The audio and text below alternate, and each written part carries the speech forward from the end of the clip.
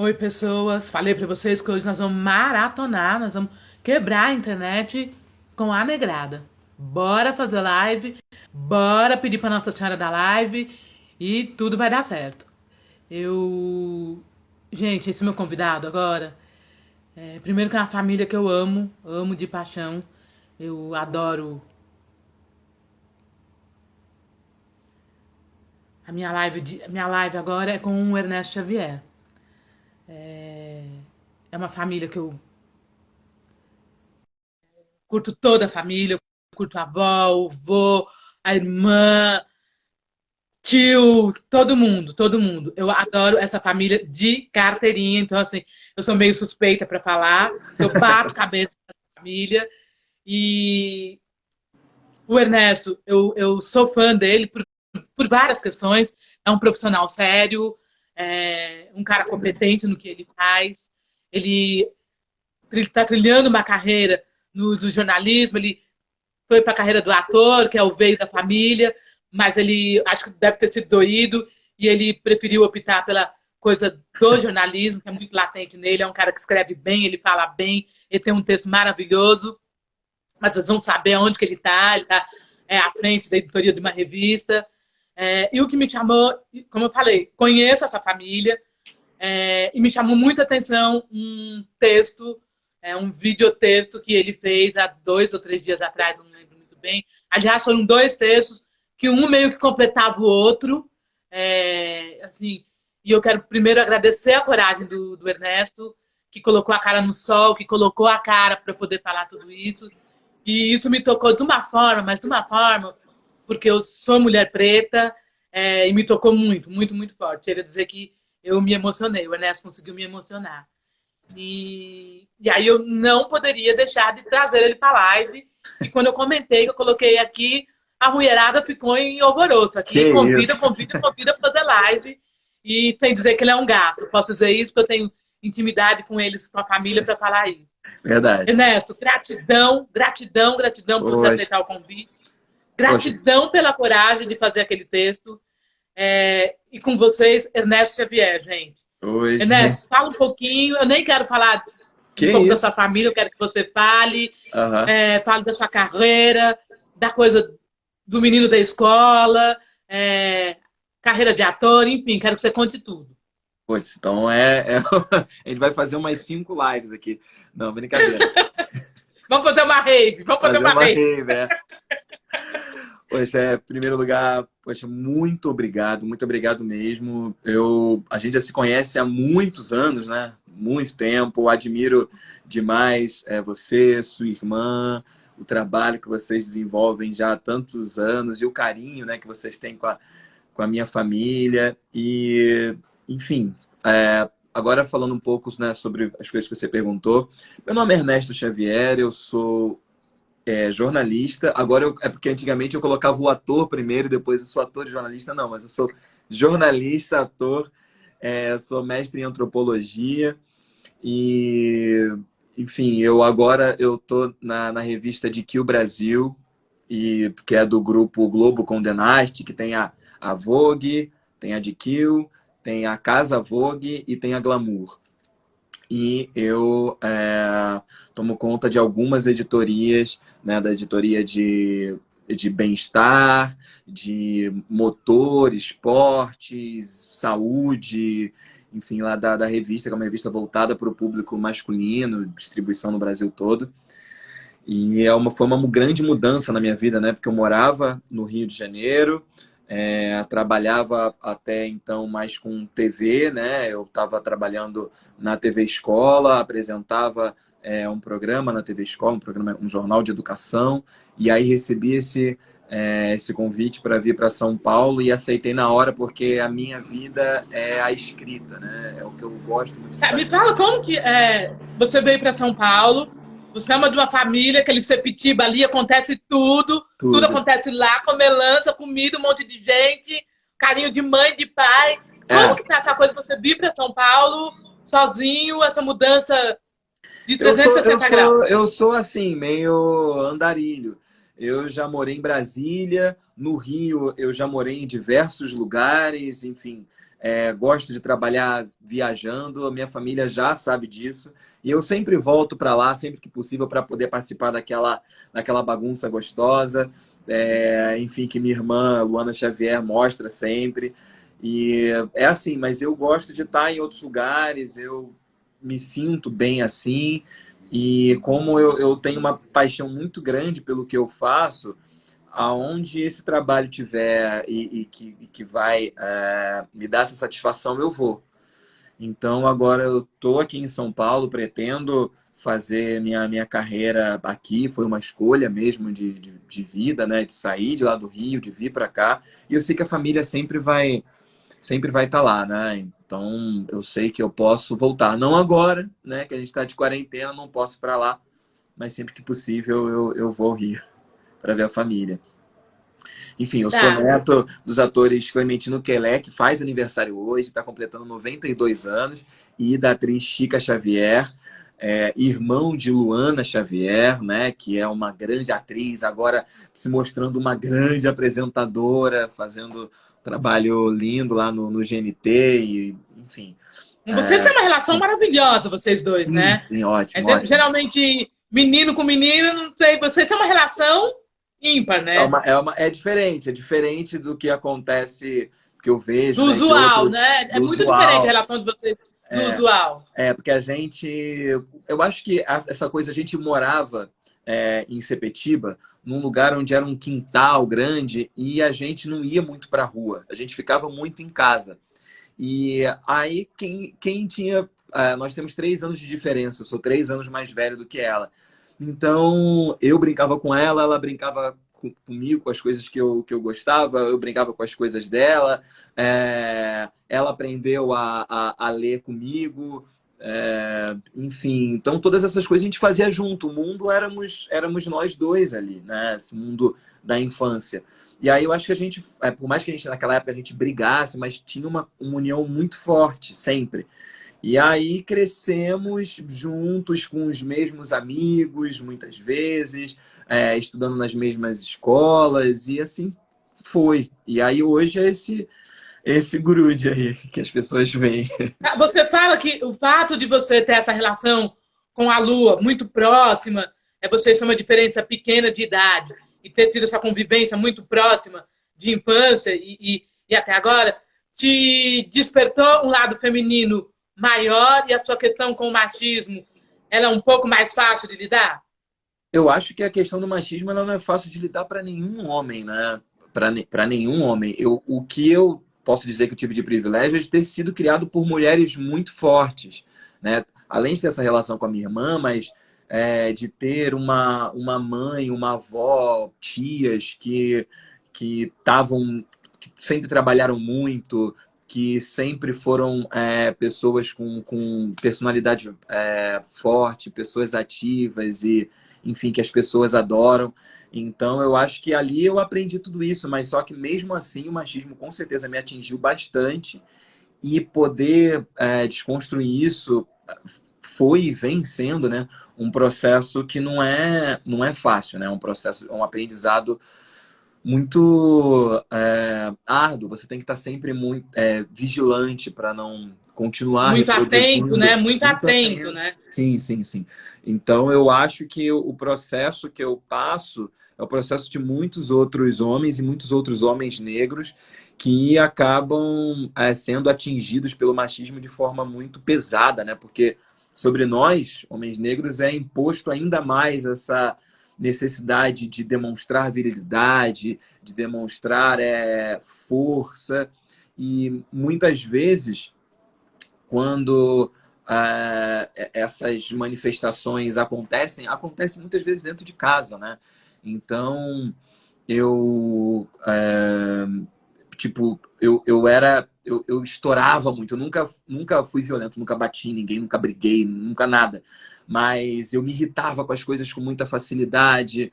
É, Enfim, esse impulso, que é um impulso violento, ele tava dentro de mim e era uma coisa que eu tinha que aprender a controlar, de falar mais alto, e, E eu agradeço muito, realmente, as mulheres da minha família por sempre estarem ali e acreditarem que eu podia mudar, de que essas coisas tinham que ser vistas sempre, sabe? Eu não... Tentando dosar, tentando te puxar para...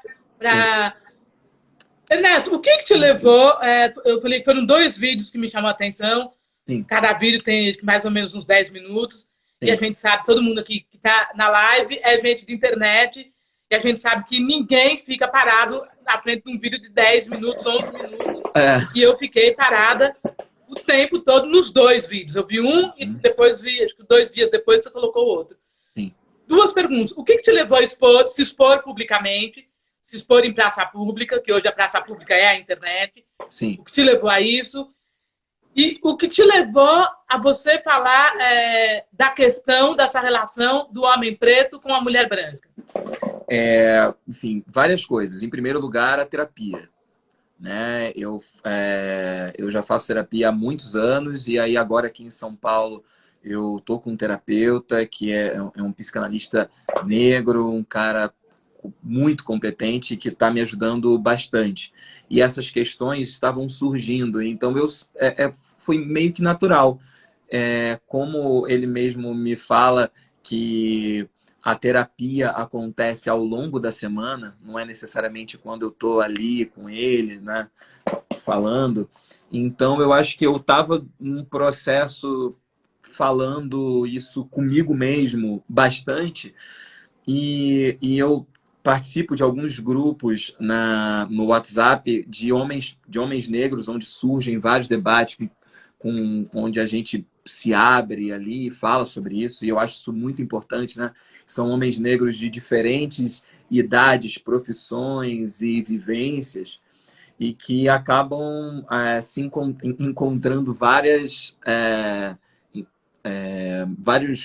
pontos em comum, né, dos seus Várias sofrimentos. vertentes do mesmo assunto, né? Isso. E esses assuntos também surgem ali, a gente debate esses assuntos ali.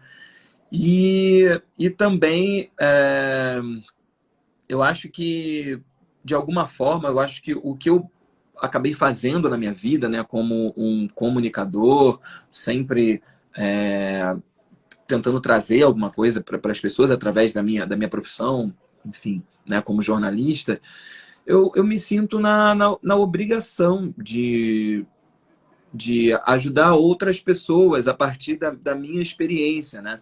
Eu acho que se eu conseguir chegar a um determinado entendimento sobre o que aconteceu comigo, por que não partilhar com outras pessoas? Então eu fiz o vídeo, eu não parei para escrever, eu simplesmente pensei, não vou falar sobre isso e falei. E também tiveram umas coisas, eu tenho feito lives pela revista, pela GQ. Sim. E eu tive papos muito interessantes com o Emicida, com o Djonga, com o Davi Júnior. E aí, logo após esses papos com eles, eu me senti também inspirado para falar. Assuntos que eu tratei com eles estavam diretamente ligados ao que eu falei, né? Falei primeiro sobre autoestima, né? Essa construção da autoestima de um homem negro. Que é um processo muito complicado, e eu acho que, no meu caso, eu tive uma particularidade por ter vindo de uma família negra com consciência racial e que, digamos, estava ali na classe média, digamos assim. Então eu estudei... Empoderado em todos os sentidos, sim, né? Sim, mas só que eu frequentava, empoderado em vários sentidos, mas por conta eu estudei em colégios particulares, fiz faculdade particular, frequentava aula de inglês, de francês, enfim, eu vivi em ambientes majoritariamente brancos. Então, o meu processo de construção, ele se deu a partir da percepção dessa diferença, né? De que colocavam uma diferença em mim. Né? Enquanto como que você conseguia dosar isso? Você fala assim, eu convivi num ambiente branco, até porque em escola particular, acredito que até as baladinhas que você começou a curtir era branco, e você tinha um núcleo familiar muito negro. Estou falando aqui do seu tio Clementino, estou falando dos seus avós, dessa questão toda. Como que você conseguia dosar isso? eu acho que eu fazia isso de forma natural, não era muito pensado, né? Eu acho que algumas discussões elas foram surgindo na minha vida um pouco mais adiante. O que acontecia é que eu tentava me defender desse ambiente que se demonstrava hostil para mim sempre.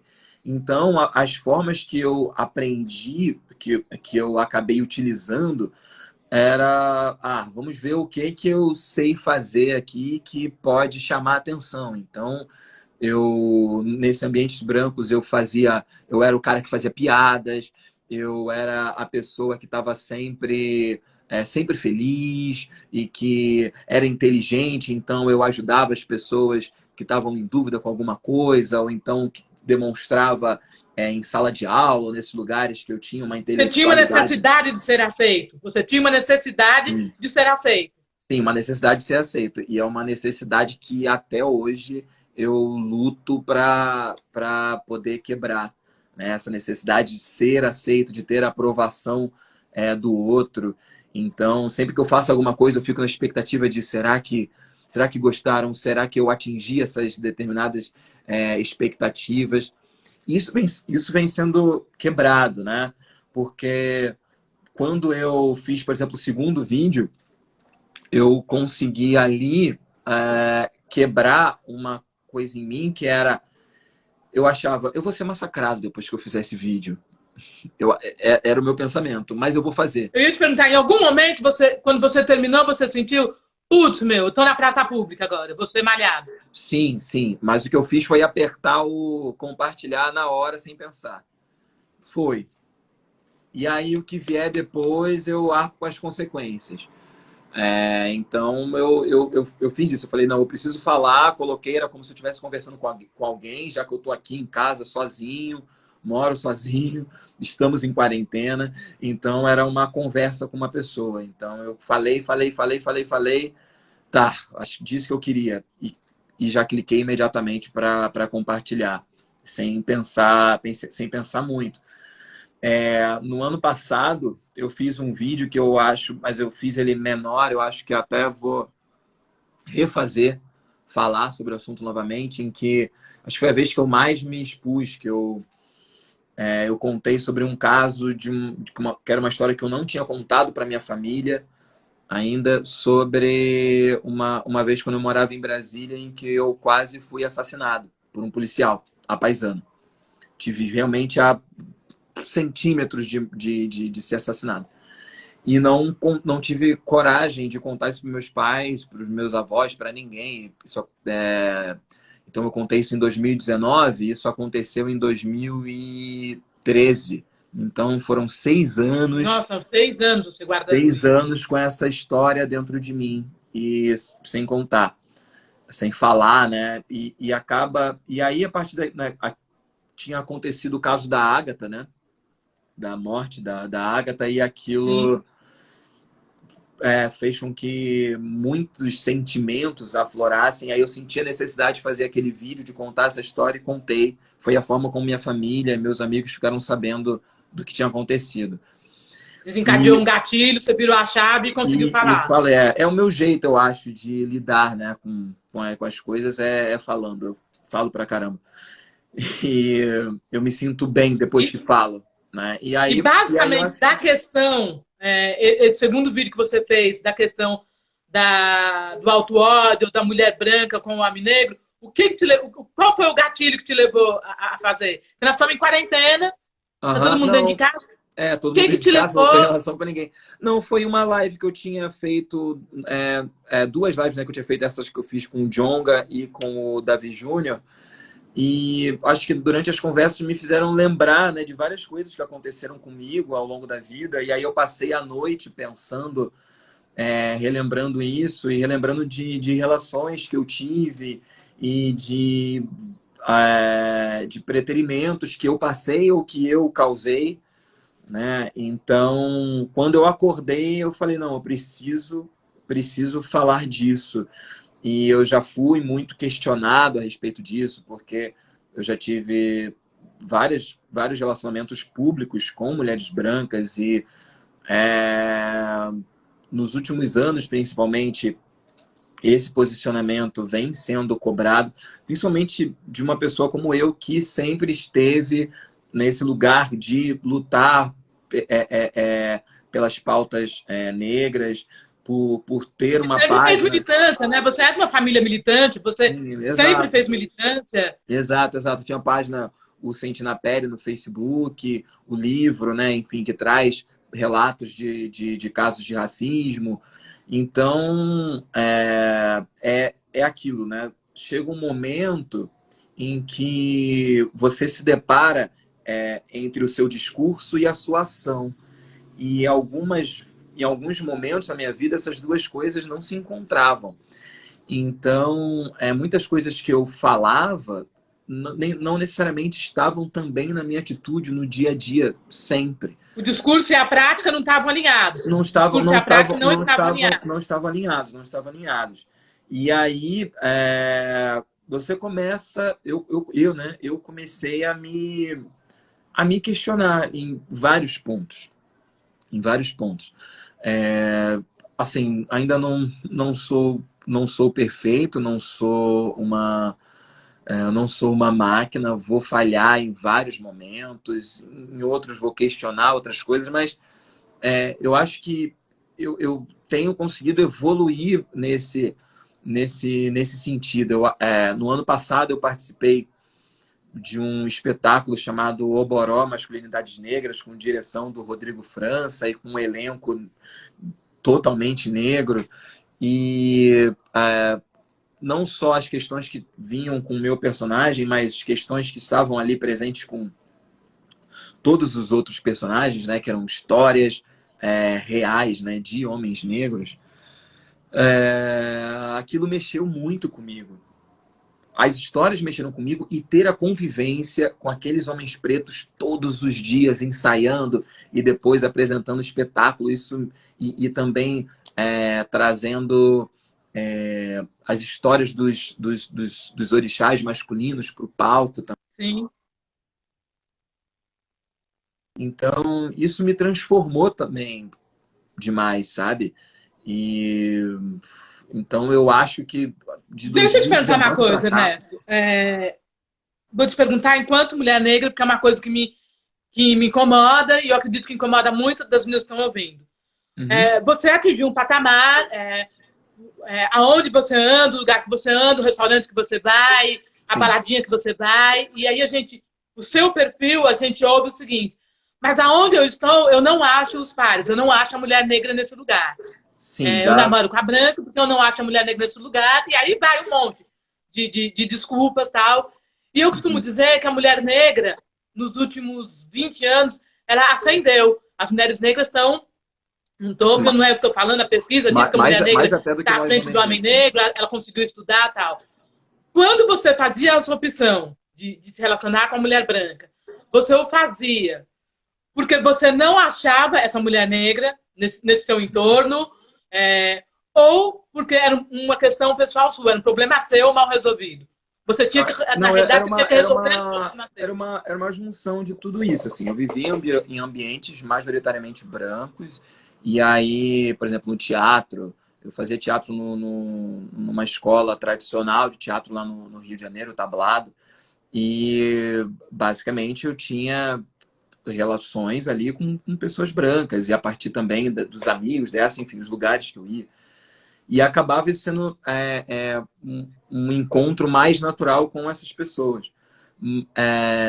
Porém, também existiam mulheres negras, não necessariamente essas mulheres negras também queriam ter alguma relação comigo. Então, é uma soma de coisas, assim. E eu também percebi agora que eu tinha muito menos paciência, muito menos empatia com uma mulher negra. Então, não quer dizer que eu não ficasse com mulheres negras. Eu ficava com mulheres negras, ficava com mulheres brancas, enfim. Mas eu sentia que com uma mulher branca eu tinha muito mais facilidade para aceitar qualquer adversidade que acontecesse. E com uma mulher negra muito menos. Com uma mulher negra muito menos. Enfim, era como se eu colocasse mais exigências para que eu pudesse estar com essa mulher negra, tanto em questões estéticas como em questões de personalidade, convivência, intelectualidade, enfim. Então, perceber que eu fazia isso levou muitos anos. Levou muitos anos, muitos anos. Era um comportamento intuitivo, mas você não tinha muito noção disso naquela época? Ou Não, você não, sabia exatamente? não tinha. Eu acho que eu não tinha muita noção, não. Não tinha muita noção. Se você pensar, não quer dizer que os debates sobre todas essas questões surgiram agora. Mas temos que aceitar, né, que o debate se ampliou demais agora e chegou a muito mais gente. Isso é uma coisa que ou você sabe o que está acontecendo, ou você fica totalmente para trás. E essas discussões simplesmente não existiam nos ambientes onde eu estava, não aconteciam. Era, no máximo, coisas que eu ouvia dentro da minha casa. Mas você sabe como é que é um adolescente, né? Quando você é adolescente, você ouve muito mais que está na rua do que está em casa. E eu achava que eu sabia. Não, eu que sei o que está acontecendo comigo na rua. E eu deixava com que essas coisas simplesmente acontecessem assim. Era como se eu não pensasse muito. O que eu pensava era que eu não estava... eu não conseguia ter relações longas, eu era colocado no lugar de quem estava sempre trocando de parceiras, então, digamos assim, eu seria o galinha, muitas vezes eu me sentia sozinho, era isso que eu sentia E muitas vezes, para o homem preto, esses rótulos é até bacana, né? Ele fala, eu sou galinha, pô, que legal que eu sou o fodão, que eu faço, que acontece, de repente, cai em até como um determinado elogio. momento, sim, em determinado momento eu tomava isso como um elogio, porque era um instrumento de defesa. Porque não conseguir estar numa relação mais estável, encontrar uma parceira e que eu conseguisse levar essa relação e fosse feliz, era algo que não acontecia comigo. Então, a outra alternativa que me colocaria numa posição de poder, digamos, era essa do homem negro viril e que conseguia várias relações e que era desejado sexualmente por mais mulheres, enfim. Então, me colocava nesse lugar, vejo hoje como um instrumento de defesa, de sobrevivência, né? E aí, Eu compreender... ouço muito aqui as meninas falando, e de toda a idade, 18, 20, 40, de toda a faixa etária. Ah, eu estou num relacionamento, mas ele não me assume e eu sempre brinco. Um relacionamento que você não pode andar de mãos dadas no shopping, esse relacionamento não serve. Uhum, Teve algum desses relacionamentos que você teve que ficar atrás e assim, eu não vou te assumir? com mulheres brancas, sim. Algumas vezes. Algumas vezes. Pela a garota saber que os pais eram racistas, falou assim, meus pais não vão aceitar que eu esteja com você. Assim, então... Mesmo você sendo neto de Chico Xavier, Clementino, vindo de uma família... Mesmo você sendo Ernesto Xavier. Mesmo tudo isso existindo, tipo, isso aconteceu, eu já era formado na faculdade, já tinha uma profissão, já tinha uma carreira ali acontecendo, pagando minhas contas, enfim, sendo respeitado por várias pessoas. Mesmo assim, existia isso. Sim, sim, sim. Eu E passei aí, por quando essa você situação fala algumas assim, vezes. com a mulher branca, eu costumava ter um pouco de mais paciência. Quando acontecia esse tipo de coisa, você conseguia relevar. Você achava vários mecanismos para falar, ah, não, mas coitada, ela nem você tinha essa paciência de continuar com esse relacionamento à Sim, frente. sim.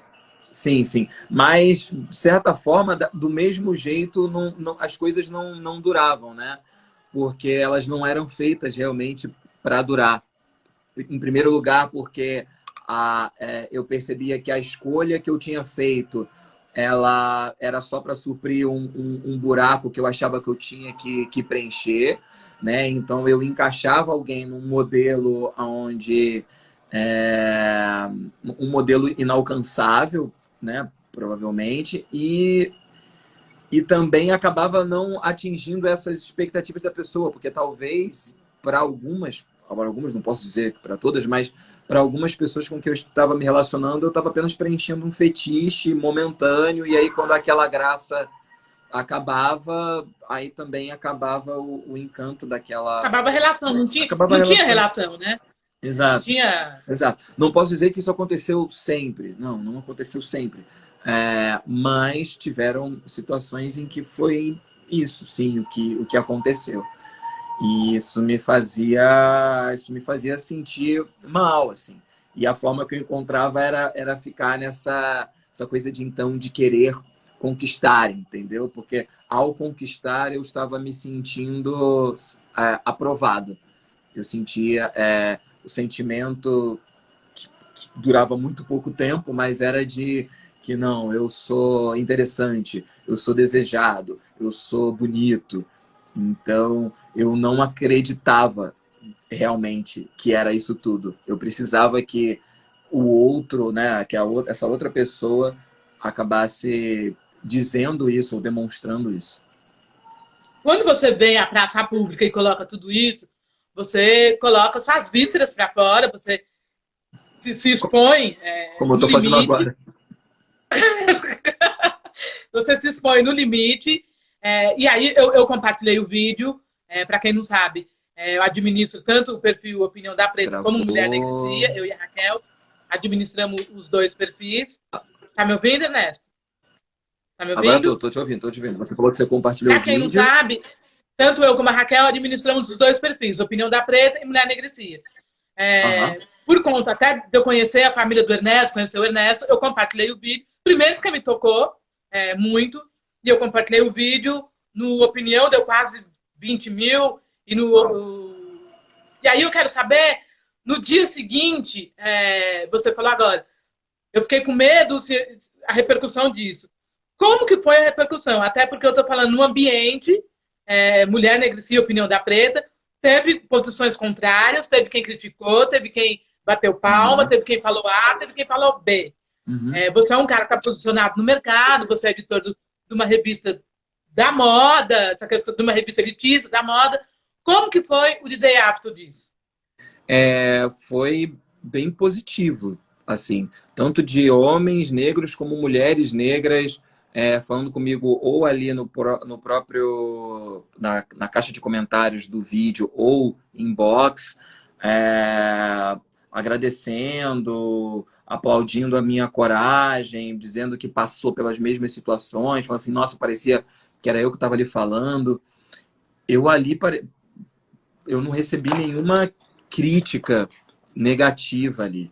Se as pessoas que viram provavelmente no meu perfil e que tinham alguma crítica negativa não falaram. É claro que não existe unanimidade, né? E também eu estava falando, eu não Unanimidade é estava, burra, né? Toda eu não unanimidade é estava, burra, né? com certeza. E eu não estava defendendo uma ideia em nenhum dos dois vídeos. Eu estava trazendo experiências e de que formas eu tinha lidado com essas experiências, né? E fazendo reflexões a partir disso. Então, eu acho que se eu trouxesse verdades absolutas, eu com certeza teria várias críticas. E eu acho que quando a gente fala daquilo que vem bem sincero de dentro, você pode encontrar pessoas que não vão se identificar porque não tiveram, mas quem passou por coisas semelhantes com certeza embarca e acaba se sentindo confortada, né? Não Se se sente mais identifica, tão né? Tem uma sozinho. identificação É, e isso.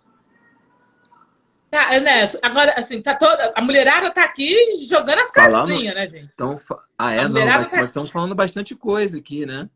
Falando assim, Mulher, enfim, tem várias coisas. Se você quiser falar aí, pode falar, mas estão falando tem tudo. A bastante. mulherada tá. Mas pode ficar à vontade também para responder. A mulherada tá aqui jogando a calcinha, tão doida que Ernesto lindo, gato e mais aquilo. Que O isso? que o Ernesto Xavier, solteiro, um homem solteiro, Sim. faz na cidade de São Paulo? A gente tá em quarentena, eu quero que você me fala. O que o Ernesto tem feito em casa?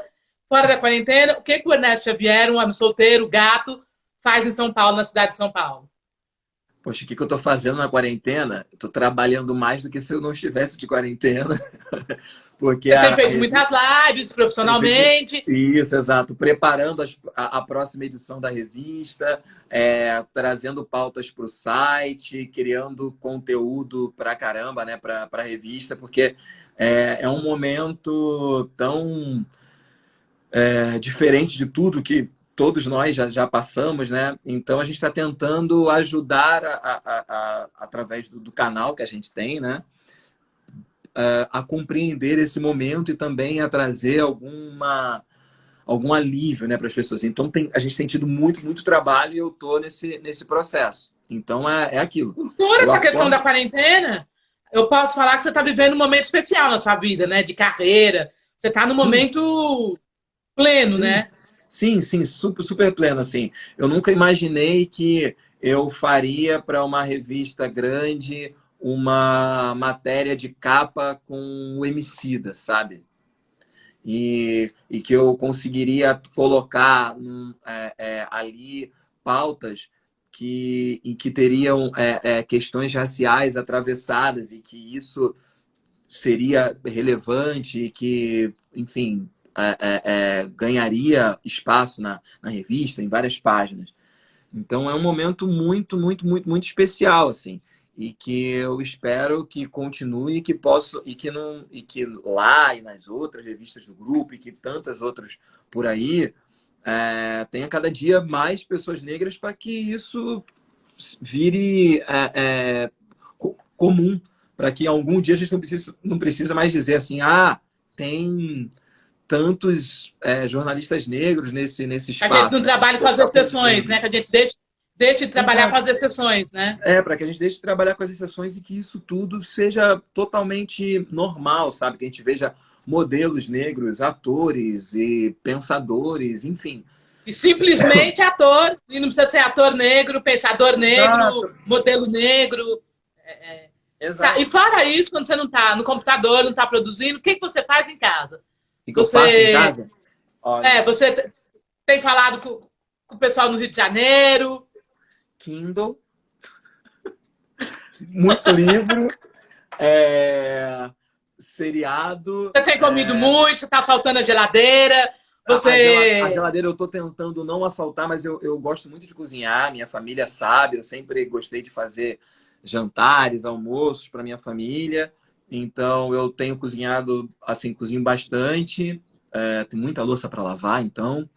Então acaba sendo uma terapia, né? Faço isso, então tô fazendo meditação. Minha irmã estava até rindo da minha cara. Eu tô fazendo porque ela não achava que isso aconteceria, assim, tipo, Ernesto meditando, não, eu não consigo imaginar. Agora eu comecei a malhar em casa, tem um personal que me passa os exercícios, o Gabriel Mello, ele me envia os exercícios, eu comecei a malhar e falo com os amigos, e às vezes faço videoconferência com grupos de amigos, a gente marca Porque você não vamos. estava malhando. Você não estava malhando. Aqui em São Paulo ainda não. Aqui em São Paulo ainda não. Lá no Rio eu nadava, eu nado desde criança e é o meu esporte predileto, assim, para praticar. Então eu estava nadando até novembro, dezembro, e aí quando eu vim para São Paulo ainda estava me adaptando, né, à vida, enfim. Então, aí aqui em São Paulo, antes da quarentena, eu estava começando a conhecer a cidade, a conhecer as pessoas. Eu tenho muitos amigos aqui, tenho parentes aqui, então e lá foi muito uma coisa que é muito legal não só na revista, na empresa em si, tem tem outros jornalistas negros, né, designers, enfim. E essas pessoas me acolheram logo de cara. Tipo, logo de cara, um dia encontrar no corredor e falar assim, Ernesto, você tem que almoçar com a gente. Poxa, foi muito legal. Há uma Né? O identificação muito Lucas, rápida, o né? Lucas Há uma Amai, identificação muito rápida muito e um rápido aí. pertencimento. um pertencimento muito rápido, né? Exato, exato. Assim. Então, nossa, tem pessoas lá que eu tenho só a agradecer, porque super me acolheram, me levavam para almoçar, chamavam no corredor para bater um papo, enfim, trocava ideia pelo celular. E aí, então, houve esse acolhimento também, não só dessas pessoas negras, também tenho que admitir, todo mundo da minha revista super, super me acolheu mesmo, assim. E, então, tem muito a agradecer eles também. Então, é isso. Então, começando um processo de adaptação à cidade. Eu adoro São Paulo, sempre que eu podia estava aqui. Eu acho que eu gosto, apesar de ser um carioca, eu sou um carioca que gosta de frio, adoro chuva. Então, eu acho que eu vim para o lugar certo. Tá, bom, parabéns, atrasado, porque ontem foi o dia do jornalista, para quem não Obrigado. sabe, parabéns. E aí você começou a entrevista falando o seguinte: eu faço questão agora, antes eu falava ator e jornalista, e agora eu falo jornalista e ator. Você é de uma família de artistas, para quem não sabe, a mãe dele é artesã, todo mundo lá de alguma forma acaba sendo artista. Um beijo para você, Cristina. O Clementino Quelé tem uma produção artística muito bacana, além de ser professor na universidade e tal. O que te levou e quando foi o time que você falou assim: eu vou fazer a opção pelo jornalismo e não a carreira de ator? Na verdade, essa opção já estava feita desde que eu tinha 9, 10 anos de idade, que foi quando eu decidi que seria jornalista. Foi com essa idade que eu decidi que eu seria jornalista e que eu ia escrever. E isso, eu falei e senti isso a vida toda. Mas a carreira artística, ela me pegou, assim, né? Eu não fui atrás. Ela que me sequestrou e acabou. Você meio que modelou, você fez publicidade, você fez um monte de coisas, né? Isso, exatamente, exatamente. Né? Eu fui, digamos, descoberto na escola por uma professora de teatro, e enfim, aí foi a partir daí que eu entrei para uma agência e comecei a trabalhar.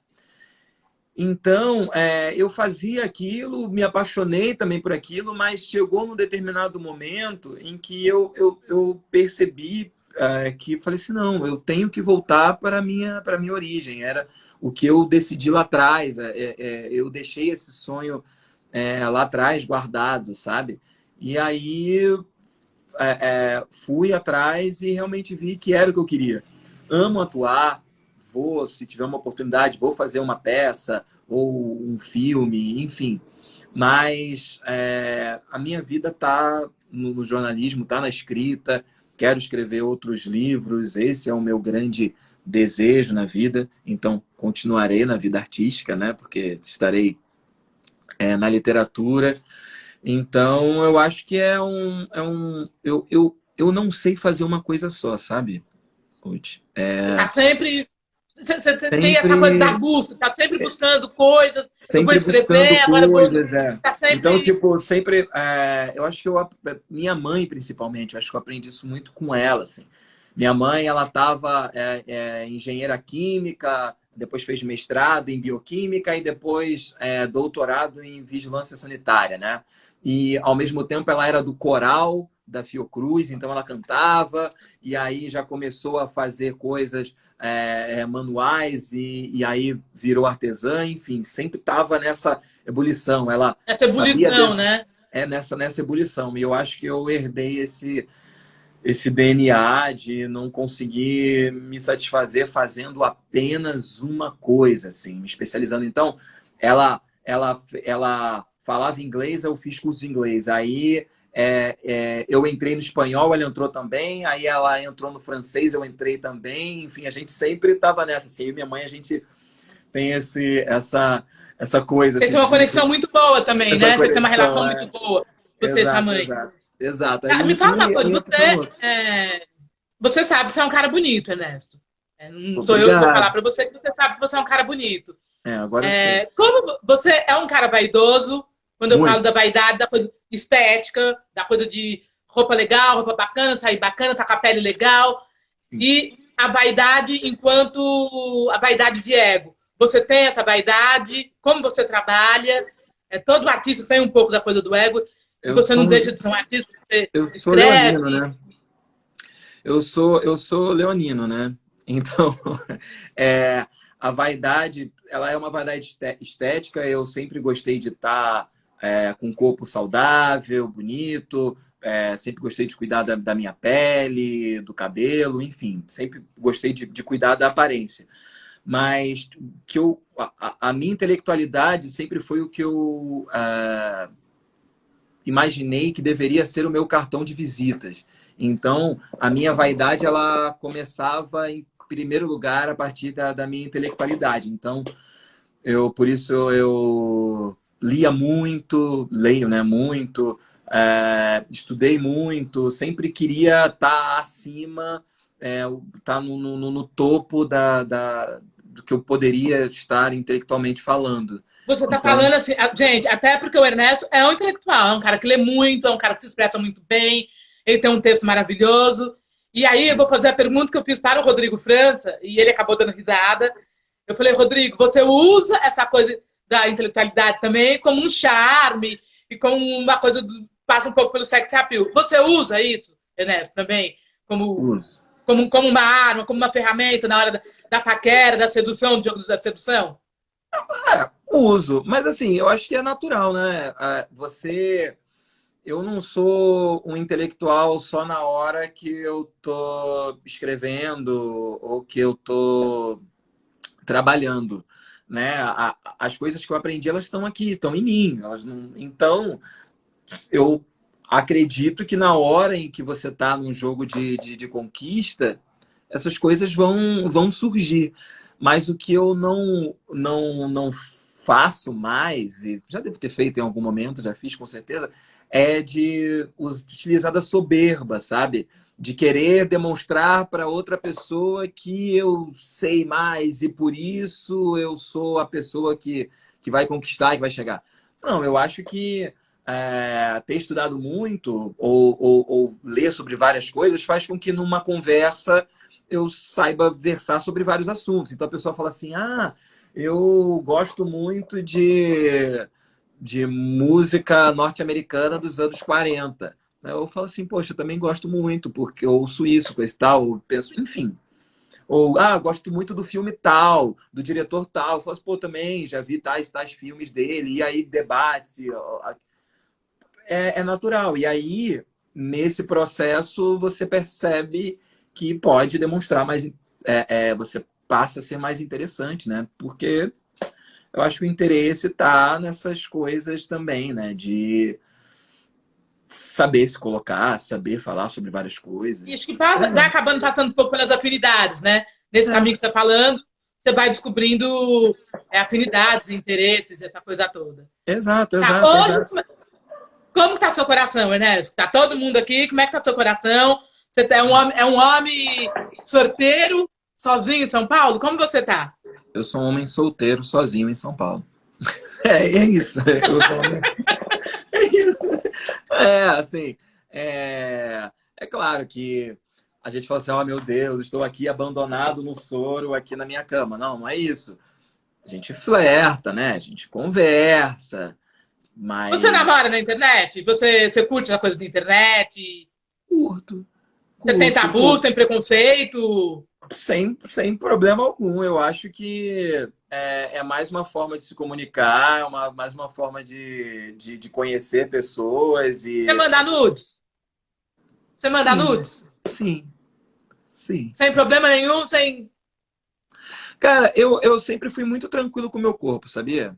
Não tenho não tem a menor questão, assim. Eu acho que o teatro também deu muito isso, né? Da gente chegar e falar assim, você precisa trocar de roupa agora, bababá, saiu de uma cena, entra na outra pra troca de roupa. Então, tipo, meu corpo é. Eu tô te perguntando do nude, porque assim, quem te vê, você passa um pouco daquela coisa do bom moço, do moço comportadinho. Você tem isso, É? né? É A mesmo? gente Não olha sabia. e fala, nossa, é todo na caixinha, bonitinho. Você é diferente da lua. Quem vê a lua, já. Não, A eu lua é sou aquilo mais, que eu ela sou mais chega, na minha. chegando, pá, pum. É Você fica porque mais na sua, né? minha irmã é mais expansiva, assim, né? Ela apesar de eu ser de leão, minha irmã é que é a solar, assim, né? Eu sou mais na minha, eu fico mais em casa. Tipo, ela tava lá no Rio, surtando dentro de casa. Tipo, Dentro do mal. apartamento, louquinha, né? Tava louquinha dentro do apartamento. Tadinha. Eu tava com pena, eu tava com dó dela. Eu aqui tô tranquilo sozinho, né? Assim, Feliz, na boa. Você fica feliz com a sua companhia. muito de boa. Minha família vai saber, tipo, pequeno me procurava, eu tava o quê? Eu tava num canto lendo um livro, de boa. Ou poderia estar brincando como uma criança normal, mas eu sempre tive esses momentos de estar sozinho na minha.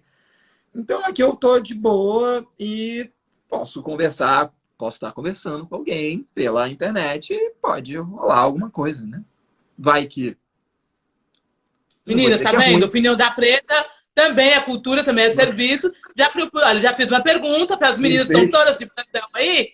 Olha, o moço está sorteiro Ai, meu na Deus do pista para céu. negócio, gente.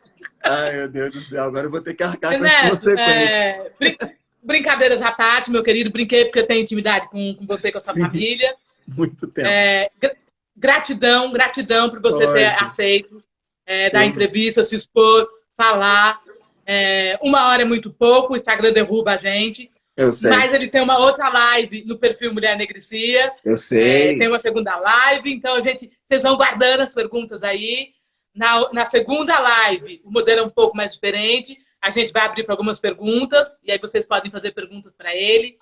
E o que eu tenho a falar a você é gratidão a cada uma de vocês que estiveram até aqui. Hoje o presidente tem falou, e a gente está brigando com a audiência aí. E está bombando a live. Teve panelaço aqui.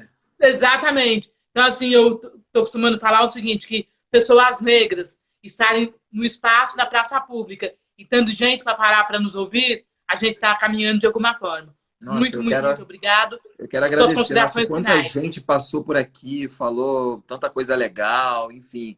Rimos juntos, acho que choramos juntos. Nossa, que satisfação. Meus parabéns pelo que você vem fazendo aqui. Você e sua irmã se reinventam, né? Vocês são completamente atuais e isso é maravilhoso de ver. E o que precisar, tô aqui sempre. Vou Tá bom? aproveitar a sua live, que é seu amigo, e vou chamar ele aqui no ar. Davi Júnior, quero fazer uma live com você, quero ouvir o que Tá? você tem para falar. Eu vou te Maravilhoso. cobrar aqui em praça pública, meu querido. Ele é ótimo, maravilhoso, meu amigo, meu irmão. Um beijo Tá grande bom? para você. Gratidão. Valeu, beijão, gratidão, tchau, tchau.